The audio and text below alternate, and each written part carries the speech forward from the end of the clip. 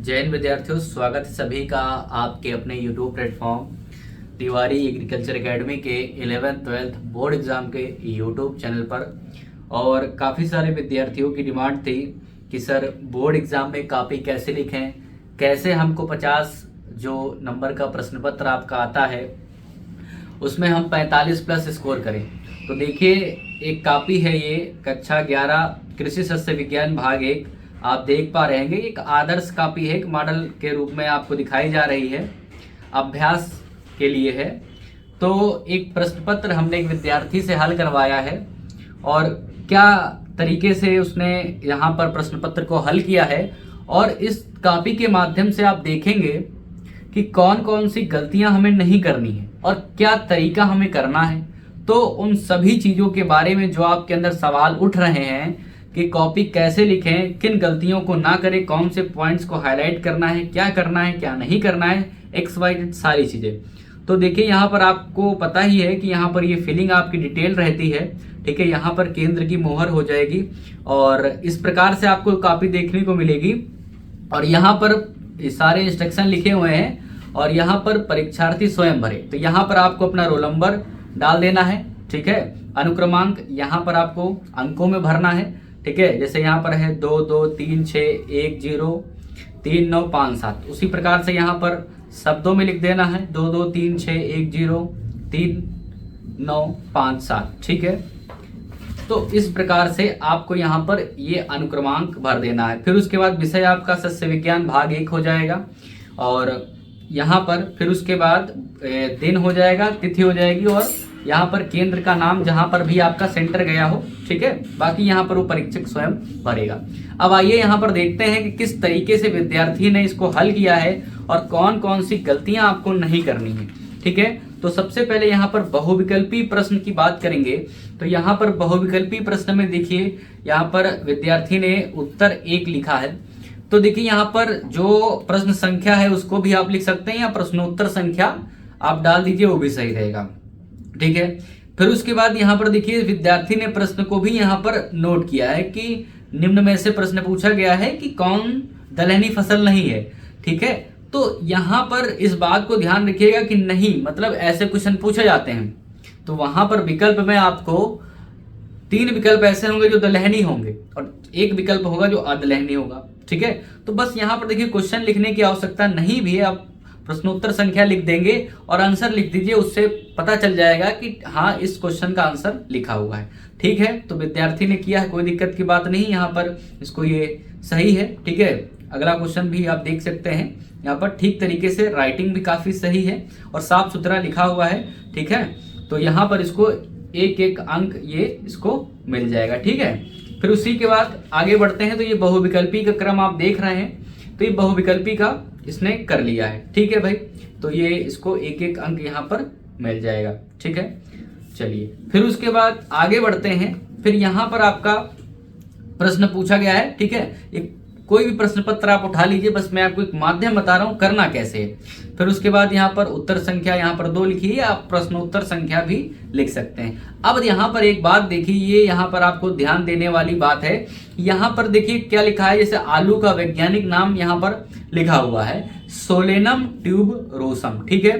अब देखिए यहाँ पर क्या होता है कि जितने भी, मैंने क्लास में भी कई बार आपको बताया है, जितने भी आपके वैज्ञानिक नाम होते हैं वो सदैव इटैलिक भाषा में लिखे जाते हैं। लेकिन अब हम यहाँ पर इटैलिक भाषा लिख नहीं सकते हैं, इसलिए यहाँ पर हम क्या करते हैं, जो भी वैज्ञानिक नाम लिखेंगे, ठीक है, लिख करके उसके नीचे अंडरलाइन कर देते हैं, ठीक है। और आप हिंदी के साथ साथ अगर आपको इंग्लिश में आ रहा है, बहुत अच्छी बात है, तो अगर आपको आ रहा है तो आप उसको इंग्लिश में भी लिखेंगे, ठीक है। जैसे सोलेनम ट्यूबरोसम, ठीक है। लिखने के बाद आप उसको अंडरलाइन करेंगे, ठीक है। तो ये एक तरीका माना जाएगा, इसमें आपके नंबर कट जाएंगे क्योंकि आपने अंडरलाइन नहीं किया। तो ये गलती आपको नहीं करनी है। फिर उसके बाद देखिए यहाँ पर क्या, 1 हेक्टेयर में बरसीम की बीज दर पूछी गई है। तो देखिए 1 हेक्टेयर में बरसीम की बोने के लिए बीज दर, जैसे यहाँ पर सामान्य लिखा है, बाकी डिप्लॉइड और टेट्रापोलाइड का डिफरेंस रहता है, टेट्रापोलाइड की ज्यादा रहती है। तो देखिए यहाँ पर देखिए बीज दर जो लिखी है 25 से 30 किलोग्राम, इसको आपको यहाँ पर हाईलाइट करना है। यहाँ पर जब आप हाईलाइट करेंगे तो टीचर की नज़र जो है सीधे सीधे जिस डिमांड क्वेश्चन की जो डिमांड है वहां पर पहुंचेगा और सीधे सीधे आपको अंक मिल जाएंगे। ठीक है, तो यहाँ पर आपको हाईलाइट करना है। फिर उसके बाद इसी प्रकार जैसे पर्यावरण दिवस है तो पूछा जाता है, यहाँ पर भी आपको इस तरह से पॉइंट्स जो हैं उनको हाईलाइट करना है। ठीक है, बाकी ठीक है।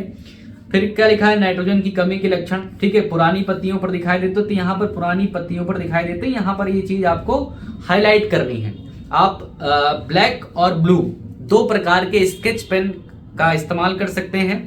ठीक है, तो आप उसको पेन से भी करिए, अगर आपके पास जेल पेन है ब्लैक, या फिर आपके पास स्केच पेन है तो आप उसको हाईलाइट कर दीजिए। ये बहुत महत्वपूर्ण बात है। आगे बढ़ते हैं। आगे देखिए यहाँ पर, जैसे फिर यहाँ पर देखिए पूछा गया है, गन्ने में जो आपका रेड रॉट बीमारी लगती है, लाल सरण रोग गन्ने में। ठीक है, तो ये आपका लगता है कवक के द्वारा। अब कवक का यहाँ पर वैज्ञानिक नाम पूछा गया रेड रॉट। ठीक है, तो रेड रॉट जो होता है कोलेट्रोट्राइकम फैलिकेटम के द्वारा होता है। अब फिर विद्यार्थी ने यहाँ पर क्या किया है कि लिखा तो सही है, लेकिन यहाँ पर उसने वैज्ञानिक नाम को अंडरलाइन नहीं किया है, सबसे बड़ी गलती। ठीक है, अब ये छोटी छोटी गलतियों से ही आपके एक नंबर आधा नंबर कट जाता है, इसलिए आपको अंक नहीं मिलते। फिर आप कहते हैं लिख के तो हम सब आए थे सर, लेकिन नंबर पता नहीं क्यों कम मिले, क्योंकि आप सिस्टमेटिक तरीके से नहीं लिख रहे हैं। तो यहाँ पर क्या होगा कि इसके नीचे आपको अंडरलाइन करना है। ठीक है, और अगर आपको इंग्लिश आती है तो आप इंग्लिश में भी लिख दीजिए, कोई दिक्कत की बात नहीं है। ठीक है, फिर जैसे यहाँ पर अगेती झुलसा लिखा हुआ है। ठीक है, तो अगेती झुलसा पछेती झुलसा आलू में प्रमुख रोग है। तो अगेती झुलसा अल्टरनेरिया सोलेनाई नामक कवक के द्वारा और पछेती झुलसा फाइटोप्थोरा इन्फेस्टांस के द्वारा होता है, आपको पता है। तो यहाँ पर देखिए, इसने फिर एक विद्यार्थी ने इंग्लिश में लिखा है, लेकिन यहाँ पर गलती क्या की है। देखिए, जो भी आपका वैज्ञानिक नाम होता है इसमें दो चीजें होती है, एक तो जीनस होती है, दूसरी स्पीसीज होती है। जीनस जो होती है उसको कैपिटल लेटर से शुरू करते हैं और स्पीसीज को हम स्मॉल लेटर से लिखना शुरू करते हैं। ठीक है, तो यहाँ पर कैपिटल बना दिया इसने और अंडरलाइन भी नहीं की। तो ये गलतियां नहीं करनी है। अगर ये प्रश्न एक नंबर का है तो आपको आधा अंक ही मिलेगा, ये मानकर चलिए। आंसर तो आपने सही लिखा, लेकिन जो लिखने का तरीका है उसमें आप पीछे रह गए और इसी क्रम में आपको नंबर कम मिलेंगे। तो ये सारी गलती आपको नहीं करनी है। ठीक है, आशा करता हूं कि आपको समझ में आ रहा होगा क्या करना है क्या नहीं करना है। फिर उसके बाद आगे देखिए, अगला प्रश्न क्या लिखा है विद्यार्थी ने, जड़ और प्ररोह के बीच। ठीक है, इसमें CRI स्टेज की बात की गई है। जैसे यहाँ पर देखिए, क्राउन रूट इनिशिएशन, धान में जब हम सिंचाई की बात करते हैं उसकी क्रांतिक अवस्था। ठीक है, तो 20 से 25 दिन के बाद गेहूं की बुआई के बाद आती है। तो यहाँ पर देखिए क्या है कि यहाँ पर जैसे शिखर जड़, तो शिखर जड़ का मतलब क्राउन रूट। अगर आपको शिखर जड़ की इंग्लिश पता है, तुरंत उसके ब्रैकेट में यहाँ पर आपको क्राउन रूट लिख देना है, क्योंकि अगर आपको इंग्लिश आ रही तो इससे एक अलग इफेक्ट पड़ेगा, क्योंकि आप वहां पर मौजूद नहीं है, आपकी कॉपी वहां पर मौजूद है। तो जितना अच्छा आप लिखेंगे, जितना साफ लिखेंगे, जितना क्लियर लिखेंगे, उतना ही नंबर आपको बढ़िया मिलेगा। ठीक है, और एक पॉजिटिव इंपैक्ट पड़ेगा। तो क्या है, शिखर जड़ यानी क्राउन रूट के रूप में। ठीक है, और फिर क्या है, गेहूं की महत्वपूर्ण सिंचाई अवस्था जो 20 से 25 दिन बाद। ठीक है, किसके, बुआई के। ठीक है, तो इस चीज को आपको हाईलाइट कर देना है। ठीक है, अब देखिए क्या है कि पौधों की वृद्धि के लिए, ठीक है, मृदा की भौतिक दशाएं, ठीक है, क्या है उसके बारे में पूछा गया है। तो देखिए, मृदा के भौतिक गुण में जैसे मृदा गठन, ठीक है, मृदा संरचना, ताप, ठीक है, सॉइल वाटर, ये सारी चीजें आती हैं। तो यहाँ पर विद्यार्थी ने लिखा है। ठीक है, कोई दिक्कत की बात नहीं है। चलिए, तो जो चीजें मैं आपको बता रहा हूं तो उसमें से थोड़ा सा ध्यान रखिए। ठीक है, वो आपको फायदा करेगा अच्छे अंक पाने में। ठीक है, फिर क्या है, अगला क्वेश्चन है 9 नंबर का कि गन्ने की पकी हुई संपूर्ण फसल। ठीक है, यहाँ पर क्या है कि पकने पर बाली अथवा, ठीक है, यहाँ पर क्वेश्चन ये पूछा गया है। देखिए लिखा है, ठीक है, लेकिन जैसे यहाँ पर क्या लिखा है, विद्यार्थी ने ये काम बढ़िया किया है कि इसने ब्लैक पेन से लिख दिया है। ठीक है, तो एग्जामिनर क्या करेगा, इसे ही पढ़ लेगा। तो पुष्पक्रम क्या होता है कि एरोइंग, एरो कहलाता है और इसके बनने की क्रिया एरोइंग कहलाती है। तो यही चीज यहाँ पर पूछी गई है, तो ये आप इसको ऐसे अंडरलाइन कर देंगे तो क्लियर हो जाएगा आपका। ठीक है, बाकी अगला क्वेश्चन क्या है कि क्षेत्रफल जो वनों का क्षेत्रफल है घटने के क्या कारण है, तो आप कई कारण बता सकते हैं। 2 नंबर का पूछा गया, 2 कारण बहुत हैं। तो जनसंख्या में वृद्धि प्रमुख कारण है, और अधिक कृषि योग्य भूमि की आवश्यकता, ठीक है। तो ये आप लिख सकते हैं, इसमें कोई दिक्कत की बात नहीं, इसमें पूरा आपको अंक मिल जाएंगे अगर, ठीक है। जितने भी कम से कम अगर लघु का पूछा गया है तो 4 अंक का है, तो 4 पॉइंट आपको लिखने हैं, ठीक है। चलिए, जहां पर आपको ध्यान रखना है वो चीज मैं आपको बता रहा हूं, उस पर आप फोकस करेंगे। और नए प्रश्न की शुरुआत सदैव नए पेज से करेंगे, ठीक है। अब जैसे यहाँ पर जगह बची है तो विद्यार्थी चाहता तो उस प्रश्न को उत्तर संख्या जो 11 है यहाँ पर कर सकता था, लेकिन इसने ये काम ठीक किया है कि वही प्रश्न यहाँ से शुरू नहीं किया है, नए पेज से शुरू किया है। तो ये बहुत ही अच्छी बात है, ठीक है, क्योंकि मार्किंग में समस्या होगी फिर, ठीक है। नंबर उस पेज पर चढ़ा देगा, बाकी का आपका लिखा हुआ इधर होगा, तो नंबर जोड़ने में समस्या होगी, तो नंबर आपके कम जुड़ सकते हैं, गलती हो सकती है। अब जैसे हरी खाद की फसल, ये मैंने बहुत अच्छे से पढ़ाया आपको ग्रीन मैन्यूरिंग में, ठीक है। तो लोबिया, ठीक है, बिगना साइनेंसिस, मूंग, बिगना रेडियाटा, ये सब आपको अगर इनके बॉटनिकल नेम पता है, ठीक है, बॉटनिकल नेम भी आप जरूर मेंशन करें, पूरा अंक आपको मिलेगा, ठीक है। ये एक अलग प्रभाव पड़ेगा, ठीक है, पूरा अंक आपको मिलेगा, ठीक है। लोबिया, मूंग, सनहेम्प, ढैंचा, ये सब आप लिख सकते हैं, ठीक है। चलिए, फिर उसके बाद अगला क्वेश्चन क्या है, उत्तर संख्या 12, ठीक है। अब यहाँ पर क्या है कि मुख्य पोषक तत्व के नाम, ठीक है, यानी कि मैक्रो और माइक्रो न्यूट्रिएंट पूछे गए हैं। तो 17 आवश्यक पोषक तत्व है, मैंने आपको बताया है। तो देखिए, यहाँ पर विद्यार्थी ने लिखा हुआ है कि हवा द्वारा, ये आपको पता है, CHO प्राप्त होते हैं, ठीक है। अच्छा, अब यहाँ पर देखिए, जैसे यहाँ पर है तो इनका तत्व का नाम लिखा है, लेकिन अगर इसमें और एक चीज क्या कर सकते हैं कि नाइट्रोजन जैसे नाइट्रेट के रूप में मिलती है, और साथ ही साथ ये अमोनिकल फॉर्म में भी प्राप्त होती है। तो अगर आप इस रूप में लिखेंगे तो बहुत अच्छा प्रभाव पड़ेगा कि डायरेक्ट तत्व जो है किस रूप में प्राप्त होते हैं। तो कैल्शियम है, Ca++ हो जाएगा। इस तरीके से आप करेंगे तो बहुत अच्छा प्रभाव पड़ेगा, ठीक है। नाइट्रोजन के बारे में यहाँ पर लिखा है, ठीक है, बहुत अच्छी बात है, राइटिंग भी अच्छा है, ठीक है, विद्यार्थी का। और यहाँ पर जैसे देखिए नाइट्रेट है तो इसको अंडरलाइन कर देना है, ठीक है। यहाँ पर लिखा नाइट्रेट और तथा अमोनियम आयन के रूप में ग्रहण करते हैं, लेकिन मुख्यतः नाइट्रेट के रूप में। नाइट्रोजन के कार्य यहाँ पर ऑक्सीजन, जैसे यहाँ पर लिखा ऑक्सीजन, तो ये शब्द क्या है, इसको हाईलाइट करिए, ठीक है। और उत्प्रेरक के रूप में, और नाइट्रोजन पौधों में गहरा रंग, ठीक है, ग्रीन कलर के लिए, वेजिटेटिव ग्रोथ के लिए, क्लोरोफिल के निर्माण के लिए, तो ये सब चीजें आपको क्या है, हाईलाइट करनी है, ठीक है। और कमी के लक्षण, ठीक है, तो ये सब चीजें यहाँ पर लिखी, जैसे ब्लैक पेन से लिखा है तो इसको आपको हाईलाइट करना है, ठीक है। तो ये चीज आप ध्यान रखिए। जैसे यहाँ पर उर्वरकों के नाम लिखिए, अमोनियम सल्फेट, यूरिया, किसान खाद, कैल्शियम अमोनियम नाइट्रेट, तो ये सारी चीजें आपको ध्यान रखनी है, ठीक है। आगे देखते हैं, फिर क्या है, जैसे पर्यावरण प्रदूषण पर आ गया, तो बता दीजिए पर्यावरण प्रदूषण है क्या, ठीक है। एक परिभाषा आप अच्छी सी याद कर लीजिए, क्वेश्चन पूछा जाता है, ठीक है, तो ये ध्यान रखिए, ठीक है, ठीक लिखा है, हाँ, ठीक है। अब इसके नियंत्रण के क्या उपाय हैं, ठीक है, तो नियंत्रण में आप ब्लैक पेन से लिखिए और उनको हाईलाइट करिए। मृत जीवों, चिता की राख अस्थियों की नदियों में नहीं फेंकना चाहिए, ठीक है। नदियों के किनारे स्थित कारखानों को हटा करके अन्य जगह लगाना चाहिए, ठीक है। जो फैक्ट्री वगैरह, उद्योग, इंडस्ट्री लगे रहते हैं तो उनका जो बाई प्रोडक्ट होता है वो नदियों वगैरह में जाता है तो प्रदूषण होता है, ठीक है। ये सारी चीज़ें लिखी हैं, ठीक है, ठीक है। और फिर क्या है, हरी खाद। अब एक बात और जैसे ध्यान रखिएगा, जो भी टर्म आप लिख रहे हैं तो हरी खाद को इंग्लिश में क्या बोलते हैं, ग्रीन मैन्योर, ठीक है, क्या बोलते हैं, ग्रीन मैन्योर कहा जाता है, ठीक है। और इसकी देने की क्रिया को ग्रीन मैन्योरिंग कहा जाता है, मैंने क्लास में आपको पढ़ाया, इंपॉर्टेंट है, ठीक है। तो अब हरी खाद के बारे में यहाँ पर आपको मेंशन कर देना है, इंग्लिश में भी लिखिए तो एक अच्छा इम्पैक्ट पड़ेगा, ठीक है, ठीक परिभाषा लिखिए। अब फसलों के नाम जैसे सनहेम्प है, अगर आपको इनके वैज्ञानिक नाम पता है, पुनः मैं फिर बता रहा हूँ, तो आप लिखिए, ठीक है। ढैंचा है, लोबिया है, मूंग है, ठीक है, और विभिन्न प्रकार की फसलें हैं, तो आपको इनका नाम लिखना है, ठीक है। तो आप वैज्ञानिक नाम लिखेंगे, ठीक है, तो उसका फायदा रहेगा। क्रोटोलेरिया जेंसिया, ठीक है, लोबिया है, बिगना साइनेंसिस, बिगना मूंगो, बिगना रेडियाटा, तो ये सारी चीजें आप लिखेंगे तो अच्छा प्रभाव पड़ेगा। और उसके नीचे अंडरलाइन करना है, मैं पहले बता चुका हूँ, ठीक है। फिर क्या है, खेत में बोकर हरी खाद देना, तो इसको क्या बोलते हैं, इन सीटू बोलते हैं। तो बगल में आप इसको इन सीटू लिख देंगे तो बढ़िया परफेक्ट आपका आंसर हो जाएगा, क्योंकि इन सीटू के बारे में बहुत कम लोग लिखेंगे। तो कुछ ऐसा आपको करना है कि जिससे कि एक अलग प्रभाव पड़े। ठीक है, ठीक है, ठीक है।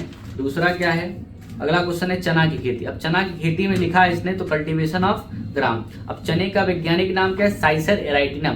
तो हिंदी में तो आप जरूर लिखें, लेकिन इंग्लिश में आपको जरूर याद होना चाहिए वैज्ञानिक नाम, और उसे आप अंडरलाइन जरूर करें। देखिए यहाँ पर विद्यार्थी ने अंडरलाइन नहीं किया, लेकिन आपको करना है। अगर किसी भी खेती के बारे में पूछा जा रहा है, धान, गेहूं, मक्का, ज्वार, बाजरा, आलू, लोबिया, मूंग, कुछ भी है, XYZ, आपको सबसे पहले उसका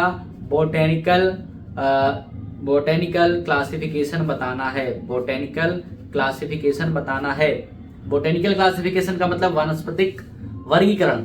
ठीक है, कम से कम आप उसका वानस्पतिक नाम, कुल, गुणसूत्र संख्या, ये सारी चीजें आप मेंशन करें। ठीक है, तो फैमिली का नाम लेग्यूमिनेसी पुराना नाम, ठीक है, और नया नाम फेबिएसी हो जाएगा। ठीक है, और ये लिखा है इसमें गुणसूत्र संख्या अगर आपको लिखनी है तो गुणसूत्र संख्या लिखने का तरीका 2n बराबर 14 देसी में और 2n बराबर 16 काबुली में होता है। तो 2n बराबर करके यहाँ पर आपको लिखना है। ठीक है, चलो, उत्पत्ति दक्षिण पश्चिमी एशिया। ठीक है, ठीक है, भूमि, बीज दर, ठीक है, ठीक है, तो छोटे दाने के लिए, मध्यम दाने के लिए, ठीक है, ठीक है, इसे आपको अंडरलाइन भी करना है। ठीक है, फिर बोने का समय, टाइम ऑफ सोइंग, इसकी भी इंग्लिश अगर आपको पता है तो ये आप सब लिखिए, क्लास में सब पढ़ाया गया है। टाइम ऑफ सोइंग इस तरह से आप लिख देंगे तो अच्छा रहेगा। ठीक है, वैरायटी वगैरह जो इंपॉर्टेंट है उसके नीचे आप अंडरलाइन करेंगे। ठीक है, इंसेक्ट, यहाँ पर इंसेक्ट इंग्लिश आ रही तो आप लिखिए, बहुत अच्छी बात है। ठीक है, ये आपके प्रमुख कीट हो गए। अगर आपको कीटों का वैज्ञानिक नाम पता है तो और अच्छी बात है। जैसे यहाँ पर चने का फली में देख हेलिकोवर्पार्मिजेरा। ठीक है, इसी प्रकार से कटुआ है। ठीक है, तो एग्रीटिस इप्सिलॉन, कई सारे कीट लगते हैं, तो उस तरीके से आपको अच्छे अंक मिलेंगे। ठीक है, उकटा रोग विल्ट डिजीज लगती है तो कवक के द्वारा होता है, फ्यूजेरियम ऑक्सीस्पोरम। ठीक है, गेरवी रस्ट डिजीज। ठीक है, तो ये आपको करना है। फिर उसके बाद आगे देखते हैं। ठीक है, धान की खेती पूछी गई है तो इसने धान का पूरा इसमें विवरण लिखा हुआ है। ठीक है, गुणसूत्र संख्या, फिर इसने क्या किया है, 2n बराबर नहीं लिखा, तो गुणसूत्र सदैव जोड़े में होते हैं, तो 2n बराबर 24। ठीक है, और आइजस टाइपा इसके नीचे अंडरलाइन करनी है। ये सब बातें आपको ध्यान रखनी है। ठीक है, ठीक है, उत्पत्ति यहाँ पर वैसे साउथ ईस्ट एशिया भी होती है। ठीक है, चलिए, इसमें प्रोटीन और आइजिन होती है। ठीक है, और सर्वाधिक क्षेत्रफल भारत का। SRI पद्धति के बारे में पूछा गया था, तो ठीक है, इस विधि से 5 किलोग्राम प्रति हेक्टेयर बीज लगती है 10 से 15 दिन बाद। ठीक है, इसकी दूरी पर पंक्तियों में बॉय करते हैं। ठीक है, जैसे यहाँ पर इंग्लिश लिखा है सिस्टम ऑफ राइस इंटेंसिफिकेशन, ये अच्छी चीज है। ठीक है, इसी चीज पर आप फोकस करिए, अगर आपको आ रहा है तो उसे ध्यान रखिए। ठीक है, तो प्रति पौधे कल्ले अधिक निकलते हैं, ये इसका फायदा हो गया। ठीक है, चलिए, क्रॉप रोटेशन के बारे में। ठीक है, इससे भी क्वेश्चन पूछा जाता है, इसकी भी इंग्लिश अगर आपको आ रही है तो लिखिए। वैसे अगर आपने हमारे YouTube चैनल से जुड़े हैं शुरुआत से तो आपको, ठीक है, कोई समस्या नहीं होगी, पूरे आपको, ठीक है, अंक मिलेंगे अगर आप जिस तरीके से मैं यहाँ पर इंस्ट्रक्शन दे रहा हूँ अगर आप फॉलो कर रहे हैं। ठीक है, तो यहाँ पर फसल चक्र हो गया। ठीक है, यहाँ पर परिभाषा लिखी है। ठीक है, और यहाँ पर क्या है, फसल चक्र को निम्नलिखित श्रेणियों में बांटा जा सकता है। यहाँ पर जैसे एग्जाम्पल भी लिखा है, मूंग, गेहूं, लोबिया। ठीक है, और थोड़ा सा देखिए यहाँ पर देखिए थोड़ा सा घना लिखा हुआ है, एक लाइन आपको छोड़ करके लिखना है, थोड़ा सा फेयर साफ दिखे, कोई कॉपी की कमी नहीं, कॉपी आपको दूसरी भी मिल जाएगी। थोड़ा सा गैप देके लिखें, थोड़ा सा स्पेस होना चाहिए। ठीक है, थोड़ा सा हौच पौच नहीं होना चाहिए। ठीक है, बाकी ठीक है। और यहाँ पर मक्का की खेती पूछी गई, जिससे यहाँ पर भी 2n बराबर 20 नहीं लिखा है इसने, 2n बराबर यहाँ पर होना चाहिए। ठीक है, जिया में जिसके नीचे अंडरलाइन करें, पोएसी ग्रेमली फैमिली। ठीक है, तो इस प्रकार से यहाँ पर, ठीक है, कॉपी सही लिखिए, लेकिन जो चीज मैंने जहां पर आपको बताई है, ठीक है, 17 क्वेश्चन पूछे जाते हैं, कंप्लीट हुआ आपका। ठीक है, तो जो चीज मैंने आपको बताई है, कहाँ पर कैसे अंडरलाइन कर ली, कहाँ पर इंग्लिश लिखनी, कहाँ पर हमें वैज्ञानिक नाम में ध्यान रखना, अगर आपको आता है तो आप लिखिए। ठीक है, और कॉपी की कोई कमी नहीं है, आप स्पेस देकर लिखिए, पॉइंट टू पॉइंट चीजों को लिखिए, हाईलाइट करिए। ठीक है, बाकी इसी तरीके से लिखेंगे और अभ्यास करिए, मॉडल पेपर को सॉल्व करिए। ठीक है, तो इस प्रकार से ये कॉपी मैंने आपको दिखाई, कैसी लगी जरूर कमेंट करके बताइएगा, क्या आपको इससे फायदा हुआ। ठीक है, अगर कोई समस्या है तो लाइव क्लास में मैं आऊँगा, तो आप वहाँ पर भी डिस्कस कर सकते हैं। धन्यवाद।